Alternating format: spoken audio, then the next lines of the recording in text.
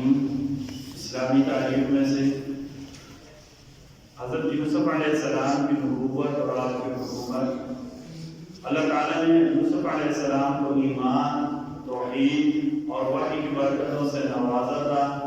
اگرچہ شروع میں آپ جہاد کی سادہ اور بے تکلف زندگی گزارتی تھی، مگر اللہ کی قدرت کا کرشمہ دیکھیے کہ دیہات کے رہنے والے اپنی مرضی اور خواہش کے بغیر مصر جیسے تہذیب اور تمدن والے ملک میں پہنچ گئے اور آزمائش کی مختلف مرحلوں سے گزرتے ہوئے وہاں کی بادشاہ تک پہنچ گئے۔ ایک مرتبہ بادشاہ نے خواب کی تعبیر بتانے کے بعد ملک مصر کی صورتحال کا تذکرہ کرتے ہوئے فرمایا، کہانساری کے اس دور میں حکومت کو کامیابی کے ساتھ چلانے اور تباہی سے نکالنے کی تدبیر، ملک کی گرتی ہوئی معیشت کی حفاظت کرنا میں جانتا ہوں۔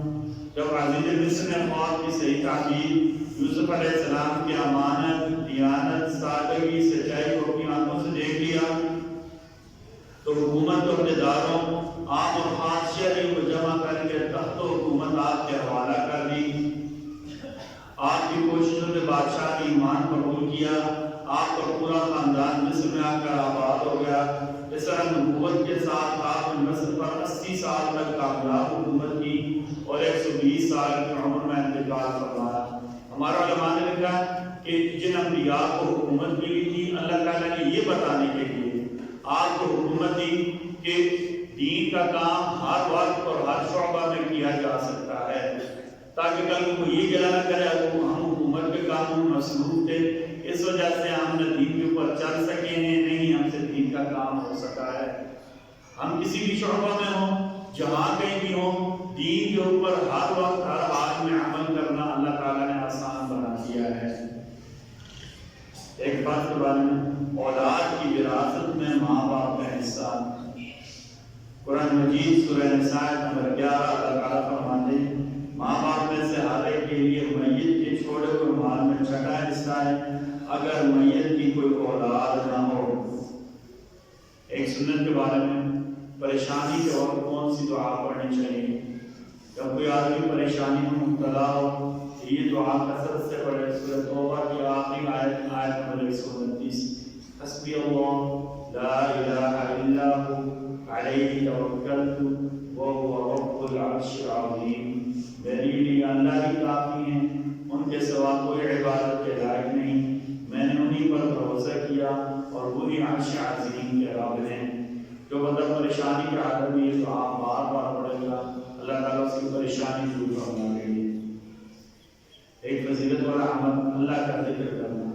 نبی کریم صلی اللہ علیہ وسلم نے فرمایا، جو لوگ اللہ کا ذکر کرنے کے لیے بیٹھے ہیں، فرشتے ان کو گھیر لیتے ہیں، ان پر اللہ کی رحمت چھا جاتی ہے اور انہیں سکون حاصل ہوتا ہے۔ قرآن مجید کی تلاوت کرنا یہ بھی اللہ کی ذکر کی ایک قسم ہے، کلمہ طیبہ پڑھنا یہ بھی اللہ کے ذکر کی ایک قسم ہے، اس طرح صبح شام کا اذکار پڑھنا یہ بھی اللہ کے ذکر کی ایک قسم ہے۔ جو یہ کام کرے گا اللہ کی رحمت سے ڈھانپ لے گی۔ طب نبوی کا علاج، مہندی سے زخم کا علاج۔ نبی کریم صلی اللہ علیہ وسلم کو ایک مرتبہ کوئی کانٹا چبھا یا زخم ہوا تو آپ نے اس پر مہندی لگائی۔ طبیبوں نے لکھا ہے، جو حکمت کے ماہر نے لکھا ہے کہ اگر کوئی زخم وغیرہ ہو جائے تو وہ لگانے سے جلن اور سوجن ختم ہو جاتی ہے اور جراثیم خوش ہوتی ہے۔ مہندی جو ہوتی ہے جراثیم خوش ہوتی ہے، اس سے جراثیم پھیلتے نہیں ہیں۔ نبی کریم صلی اللہ علیہ وسلم کی نصیحت، نبی کریم صلی اللہ علیہ وسلم نے اپنی سے فرمایا جی اگر کسی عورت پر اچانک نگاہ پڑ جائے تو نظر پھیر لو، دوسری نگاہ اس پر نہ ڈالو، کیونکہ پہلی نگاہ تو تمہاری ہے اور دوسری نگاہ تمہاری نہیں بلکہ شیطان کی ہے۔ اللہ تعالیٰ ہم سب کو کہنے سننے کے ساتھ عمل کی توفیق عطا فرمائے۔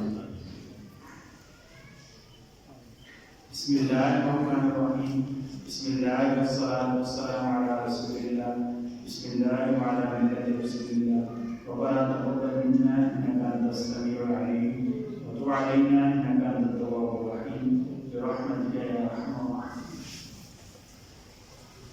ویڈیو کے نیچے سبسکرائب کے بٹن پہ کلک کریں، بیل کے آئیکن پہ کلک کیجئے تاکہ ہر نئی ویڈیو کی نوٹیفیکیشن آپ کو مل جائے۔